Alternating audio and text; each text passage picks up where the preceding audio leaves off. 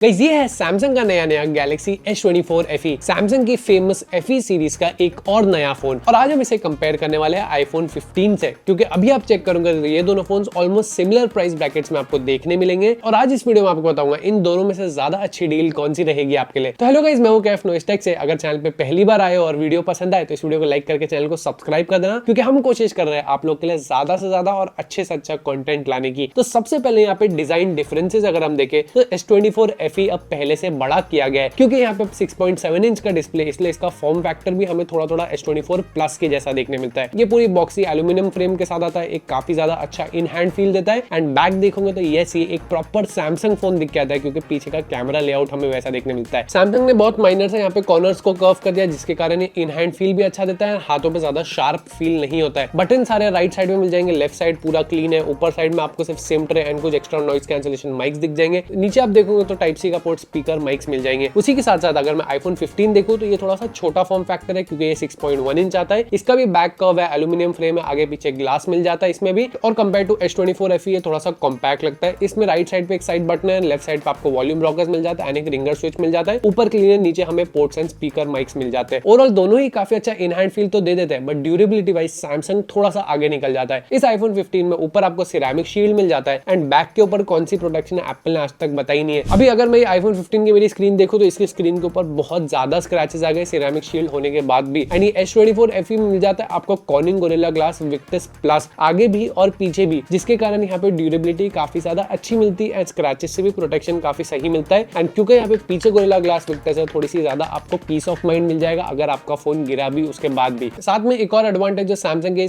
S24 FE मिलता है, इसमें आपको USB 3.2 Gen 1 वाला पोर्ट मिल जाता है, कंपेयर टू USB 2.0 वाला पोर्ट जो आपको आईफोन 15 में मिलेगा। अब इन दोनों फोन्स के डिस्प्लेस की बात कर लेते हैं। आईफोन में आपको एक छोटा डिस्प्ले 6.1 इंच का प्रो XDR मिल जाता है, बट ये 60 हर्ट्ज है। उसी की जगह इस S24 FE में आपको एक 6.7 इंच का full HD plus dynamic AMOLED 2x display मिल जाता है, जो 120 हर्ट्ज रिफ्रेश रेट के साथ आता है। सबसे पहली बात, जो लोग ये बोलते हैं कि आईफोन का 60 हर्ट्ज 120 हर्ट्ज जैसा काम करता है, भाई नहीं करता है। डेफिनेटली यहाँ पे 120 हर्ट्ज है, वो इंप्रूवमेंट वहाँ पे फील होते हैं, वहाँ पे डिस्प्ले ज्यादा अच्छा फील होता है, आपकी आंखों को देखने में अच्छा लगता है, एंड वो फर्क बहुत ज्यादा दिखकर आता है अगर हम 120 हर्ट्ज एंड 60 हर्ट्ज को कंपेयर करें। एंड एप्पल अभी भी आईफोन 16 में भी दे रहा है हमें, जो बहुत ज्यादा गलत बात है मेरे हिसाब से। उसी के साथ आप देखोगे सैमसंग में आपको एक इन डिस्प्ले फिंगरप्रिंट स्कैनर मिल जाता है, और आईफोन में आपको फेस आईडी मिल जाता है। In display fingerprint scanner Samsung का बात करो तो काफी ज्यादा फास्ट है, मुझे कोई प्रॉब्लम नहीं गई, काफी फटाफट अनलॉक हो जाता है। उसी की जगह आईफोन का भी फेस आईडी फास्ट है, कोई प्रॉब्लम नहीं देता है। बट इसका जो फेस आईडी डायनामिक आइलैंड के अंदर है, तो अगर आप कोई मूवी देखोगे, थोड़ा सा जो नॉच वाला पार्ट है, डायनामिक आइलैंड वाला पार्ट है, ये आपके डिस्प्ले के कंटेंट वॉचिंग एक्सपीरियंस के बीच में आएगा। मे बी आप लोग के लिए इतना बड़ा इशू नहीं होगा, बट क्योंकि एक तो छोटा डिस्प्ले 6.1 इंच का, तो मेरी नजर उसके ऊपर ज्यादा पड़ती है कंटेंट देखते समय, एंड थोड़ा सा बीच में आता है, मुझे ऐसा फील हुआ। बाकी यहाँ पे दोनों के डिस्प्लेस काफी अच्छे। आईफोन में आपको ज्यादा सिमेट्रिकल बेजल्स मिल जाते हैं। सैमसंग ने इस बार S23 FE से काफी ज्यादा बेजल्स को टोन डाउन किया। नीचे आपको थोड़ा सा एक चिन्ह मिल जाता है, अगर वो थोड़ा सा और कम होता था तो मे बी थोड़ा सा ज्यादा अच्छा लगता था, बट फिर भी एक अच्छा खासा कंटेंट वॉचिंग एक्सपीरियंस मिल जाता है। दोनों ही फोन HDR सपोर्टेड है, आप HDR कंटेंट आराम से देख सकते हो। आउटडोर ब्राइटनेस दोनों ही फोन्स की ऑलमोस्ट सिमिलर मिल जाती है, 1900 निट्स आपको सैमसंग में मिलेगी, 2000 निट्स आईफोन में मिलेगी। अब हम नेक्स्ट आ जाते हैं स्पेक्स एंड परफॉर्मेंस के ऊपर। यहाँ पे एप्पल ने आपको दिया A16 बायोनिक, जो अब थोड़ा सा 2 साल पुराना चिप हो गया, और यहाँ पे S24 FE में आपको मिल जाता है Exynos 2400E। अगर इस Exynos 2400E को S24 एंड 24 प्लस के Exynos 2400 से कंपेयर करूं, ऑलमोस्ट सिमिलर है, बस थोड़ा सा प्राइम कोर में चेंजेस किए गए। एंड सैमसंग ने ये इसलिए किया ताकि ये फोन ज्यादा थ्रॉटल ना हो, परफॉर्मेंस ज्यादा अच्छी दे। यहाँ पे प्रॉपर वेपर कूलिंग चेंबर दिया सैमसंग ने, जो आईफोन में पूरा का पूरा मिसिंग है, एंड ये बहुत ज्यादा फील करता है जब आप एक हैवी गेम करते हो, हैवी टास्क परफॉर्म करते हो। लास्ट 1-1.5 साल से काफी लोगों ने कंप्लेन किया आईफोन 15 में हीटिंग इश्यूज आते हैं, बैटरी बहुत ज्यादा ड्रेन हो जाती है, थ्रॉटल इश्यूज आते हैं, रैंडम ओवर हीटिंग आती है। ये चीजें सैमसंग ने काफी हद तक अब कंट्रोल कर ली। S23 FE से S24 FE में यहाँ पे डेफिनेटली इंप्रूवमेंट्स देखने मिले। पहले तो in terms of performance 1.5 to 1.6 million के एंट्रोडो स्कोर से Exynos का 2400E भी दे देता है, काफी अच्छी परफॉर्मेंस मिल जाती है। साथ में आईफोन 15 में आपको 128 GB स्टोरेज मिल जाती है, उसी जगह ऑलमोस्ट उतने ही प्राइस में आपको S24 FE में 256 GB मिल जाता है, जहाँ पे UFS 4 मिल जाती है। ओवरऑल यहाँ पे मुझे ऐसा लगा परफॉर्मेंस वाइज ये दोनों बहुत ज्यादा नेक इन नेक है, बट क्योंकि थोड़ा सा हीटिंग इश्यूज यहाँ पे सैमसंग ने इंप्रूव कर दिए, एंड कंपेयर टू आईफोन 15 ये कम थ्रॉटल करता है, इसीलिए मैं थोड़ा सा यहाँ पे सैमसंग को पिक करूंगा इसमें। अब इन दोनों के सॉफ्टवेयर को कंपेयर करो तो S24 FE में आपको मिलता है One UI 6.1, Android 14, 7 साल के मेजर अपडेट सैमसंग ने यहाँ पे प्रॉमिस कर दिए। 2031 तक इस फोन को अपडेट्स एंड सिक्योरिटी पैचेस आएंगे। उसी की जगह आईफोन की बात करो तो ये iOS 17 के साथ आया था, अब इसमें iOS 18 है, 1 साल इसको ऑलरेडी अपडेट मिल गया, और 4 साल इसको अपडेट्स मिलेंगे, तो यहाँ भी 2028 तक अपडेट जाएंगे। जाएंगे। एंड सैमसंग एक और जगह पे लीड कर रहा है आईफोन से, वो है यहाँ पे AI फीचर्स। आईफोन 15 में आपको कोई AI फीचर्स नहीं मिलेंगे क्योंकि यहाँ पे 6GB की रैम दी एप्पल ने, एंड यहाँ पे S24 FE में आपको 8GB की रैम मिल जाती है। गैलेक्सी AI के पूरे फीचर्स मिल जाते हैं, जैसे AI इरेजर मिल गया, पीछे से आपको किसी को निकालना है निकाल सकते हो। गैलरी के अंदर फोटो एनहांसर टाइप के फीचर्स मिल जाते हैं जहाँ पे आप फोटोज की क्वालिटी को इंप्रूव कर सकते हो, नोट समराइजेशन कर सकते हो, कॉल ट्रांसलेशन कर सकते हो, ट्रांसक्रिप्शन कर सकते हो। साथ ही में मेरा one of the favourite features है सर्कल टू सर्च, जो आपको इस S24 FE में मिल जाता है। यस, आईफोन 15 प्रो 16 सीरीज पूरी वहां पे आपको AI मिलेगा। जहां तक एप्पल की टाइमलाइन देखने में लग रही है तो 3 to 6 मंथ्स लग सकते हैं आराम से एप्पल के फोन में AI आने में, एंड उसमें आईफोन 15 को तो AI मिलने भी नहीं वाला। उसी के साथ साथ टैप एंड पे, सैमसंग वॉलेट, ये सारी चीजें आपको S24 FE में अभी मिल जाती है इंडिया में, एंड ये सारी चीजें अभी फिलहाल आईफोन में मिसिंग है। उसी के बाद अगर मैं बैटरी की बात करूं तो 4700 mAh की बैटरी आपको इस S24 FE में मिलती है, 3350 mAh के आसपास आपको मिल जाती है आईफोन 15 में। दोनों ही फोन ऑलमोस्ट नेक इन नेक सेम परफॉर्म करते हैं इन टर्म्स ऑफ बैटरी लाइफ, मतलब 6 आवर्स का स्क्रीन ऑन टाइम। आईफोन में यहाँ पे छोटी बैटरी बट यहाँ पे 60 हर्ट्ज है जो डेफिनेटली कम पावर कंज्यूम करता है। मैंने यहाँ पे सैमसंग को फुल पोटेंशियल पे 120 हर्ट्ज पे पूरा टाइम यूज किया है, उसके बाद मुझे यहाँ पे 6 आवर्स का स्क्रीन ऑन टाइम मिला, जो मुझे लगता है काफी इंप्रेसिव है। आईफोन में 20 वाट की चार्जिंग मिल जाती है सपोर्ट, साथ ही में सैमसंग में आपको 25 वाट मिल जाती है। दोनों में ही चार्जर बॉक्स में नहीं मिलेगा, अलग से आपको बाय करना पड़ेगा। सैमसंग स्लाइटली फास्टर चार्जिंग मिल जाती है बट बाकी चार्जिंग टाइम्स दोनों के ऑलमोस्ट सेम ही रहते हैं। दोनों ही फोन में वायरलेस चार्जिंग में मिल जाती है और सैमसंग में तुम्हें रिवर्स वायरलेस चार्जिंग मिल जाती है जो आईफोन में मिसिंग है। अब नेक्स्ट हम आ जाते हैं कैमरास के ऊपर। आईफोन 15 में 48 मेगापिक्सल का मेन कैमरा है, 12 मेगापिक्सल का अल्ट्रा वाइड है। सैमसंग में यहाँ पे 50 मेगापिक्सल का मेन कैमरा है, 12 मेगापिक्सल का अल्ट्रा वाइड एंड एक 3x टेलीफोटो मिलता है आपको 8 मेगापिक्सल का। सबसे पहले अगर आप फोटोज कंपेयर करेंगे, आईफोन थोड़ा सा नेचुरल टोन देता है, सैमसंग थोड़ा सा आपको contrasty social media ready photos निकाल कर देता है। ओवरऑल दोनों ही फोटोज काफी अच्छी आती है। आपका पर्सनल प्रेफरेंस यहाँ पे हो सकता है कि आपको थोड़ा सा कलर पॉप वाली फोटोज चाहिए, आप सैमसंग चूज कर सकते हो, थोड़ा सा नेचुरल चाहिए आप थोड़ा सा आईफोन चूज कर सकते हो। पर मैंने एक चीज यहाँ पे देखा, आईफोन 15 में थोड़ा सा डायनामिक रेंज प्रॉब्लम है, आईफोन का ही पहले से प्रॉब्लम रहा है। साथ ही साथ थोड़ा सा ब्लैक क्रश इशू कभी कभी फोटोज में देखने मिलता है, जो काफी हद तक सैमसंग बेटर हैंडल कर लेता है। उसी के साथ साथ आप पोर्ट्रेट मोड शॉट्स देखोगे तो दोनों ही काफी ज्यादा अच्छे लेते हैं, बट मुझे सैमसंग के पोर्ट्रेट मोड शॉट्स थोड़े से ज्यादा पसंद आते हैं, ज्यादा अच्छा एज डिटेक्शन भी मिल जाता है। मेन डिफरेंस यहाँ पे एक आता है कि यहाँ पे सैमसंग ने आपको एक 3x टेलीफोटो दिया 8 मेगापिक्सल का, जो डेफिनेटली मैटर कर जाता है। यहाँ पे आप बेटर जूम शॉट्स ले सकते हो, साथ ही साथ ज्यादा अच्छे क्लोजअप शॉट्स, पोर्ट्रेट शॉट्स ले सकते हो, ज्यादा अच्छा एक्सपीरियंस आपको मिलेगा। पोर्ट्रेट मोड मेरे हिसाब से 55-60 हजार रुपए के फोन में होना चाहिए, इसलिए मुझे ऐसा लगता है एप्पल को भी अब आगे के अपने छोटे फोन में टेलीफोटो लेंस ऐड करने की जरूरत है। अल्ट्रा वाइड कैमरास दोनों ही फोन के काफी डिसेंट है, 12-12 मेगापिक्सल के अच्छी फोटोज देते हैं, काफी हद तक सिमिलर फोटोज मिल जाती है, डिटेल्स मिल जाती है। बस थोड़ा सा यहाँ पे प्रोसेसिंग का फर्क आता है, आईफोन थोड़ा सा नेचुरल टोन है, सैमसंग थोड़ा सा आपको कलर पॉप देखने मिल जाता है। फ्रंट कैमरा की बात करूं तो दोनों ऑलमोस्ट सिमिलर क्वालिटीज देते हैं, बट आईफोन में स्लाइटली हमें कलर्स बेटर देखने मिलते हैं। But overall as a camera experience मुझे ऐसा लगा सैमसंग ज्यादा अच्छा काम कर रहा है आईफोन से।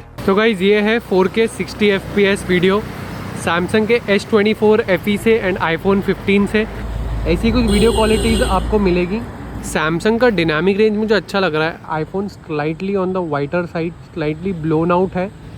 बाकी videos iPhone slightly on the warmer side दिख रहा है मुझे, बट वीडियो क्वालिटीज़ दोनों ही फ़ोन की काफ़ी अच्छी है एंड 4K 60 FPS होने के कारण वीडियोस काफ़ी स्टेबल दिख रही है। सैमसंग में थोड़ा सा बेटर डायनामिक रेंज लग रहा है स्लाइटली। ऑडियो आइकन आपको ऊपर दिख रहा होगा तो ऑडियो स्विचिंग किसका माइक यूज़ हो रहा है आपको पता चल रहा होगा। सैमसंग के इस S24 FE में 8K 30 FPS का ऑप्शन मिल जाता है, जो मुझे काफ़ी सही चीज़ लगी एंड क्वालिटी वाइज काफ़ी अच्छा है। सारे ही ओरिजिनल वीडियो सैम्पल्स मैं नीचे डिस्क्रिप्शन में दूंगा, आप चेकआउट बिल्कुल कर सकते हो आपको अगर ज़्यादा अच्छा आइडिया चाहिए। बट फिर भी 8K 30 FPS on Samsung phone is looking really good. So अब ये है 4K 60 FPS वीडियो दोनों ही फ़ोन्स के फ्रंट कैमरा से।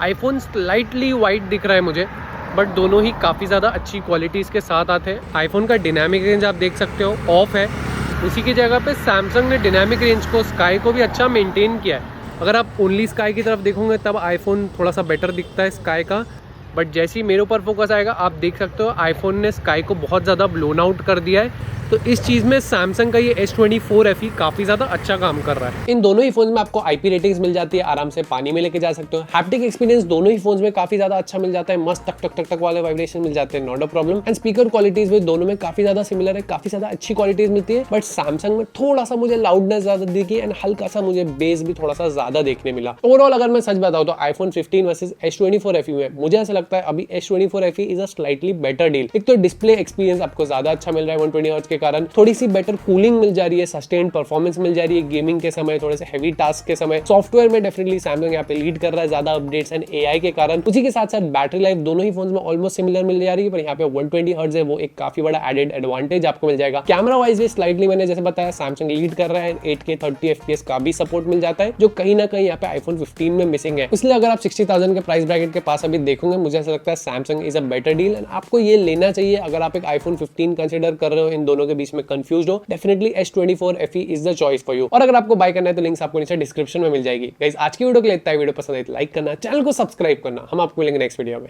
Bye bye.